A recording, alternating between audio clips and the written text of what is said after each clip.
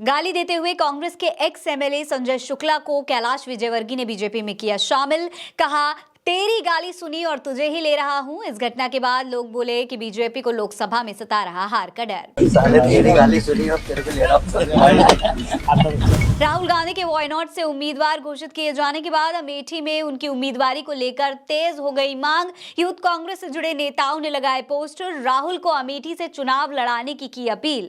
कहा, लेंगे बदला, देंगे खून, भैया बिना अमेठी सू। अखिलेश ने बीजेपी पर बोला हमला। कहा, 10 साल हिटलर ने भी शासन किया और 10 साल ही बीजेपी भी शासन करेगी। 2014 में बीजेपी आई और 24 में चली जाएगी। उत्तर प्रदेश के लोग स्वागत भी अच्छा करते हैं और उत्तर प्रदेश के लोग जब विदाई करेंगे वो भी बड़ी अच्छी करेंगे। जो लोग 14 में आए थे वो 24 में जाने वाले हैं। 85 साल से अधिक उम्र के मतदाता घर से ही डाल सकेंगे वोट। कोरोना काल में निर्वाचन आयोग ने बुजुर्ग मतदाताओं के स्वास्थ्य को ध्यान में रखते हुए बनाई ये व्यवस्था।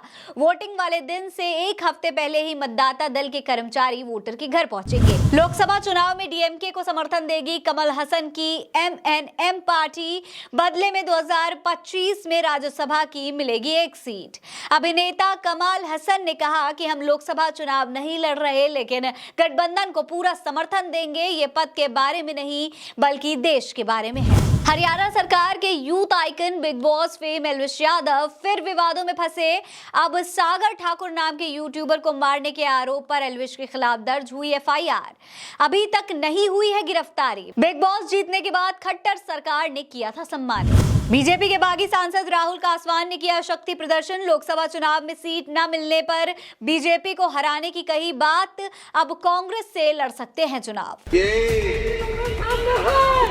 ये चुनाव इस बात का जीता जागता फैसला करेगा। ये चूरू की लोकसभा जनता जो बैठी है मेरे सामने, ये गांव से आए हुए लोग बैठे हैं मेरे सामने, ये किसान कौम बैठी है मेरे सामने, ये गरीब बैठे मेरे सामने, ये मजदूर बैठे मेरे सामने। क्या एक व्यक्ति हमारे आने वाला कल का फैसला करेगा? पंडित जवाहरलाल नेहरू और लाल बहादुर शास्त्री की नगरी इलाहाबाद को फिर से फतेह करने के लिए कांग्रेस ने चला बड़ा दांव।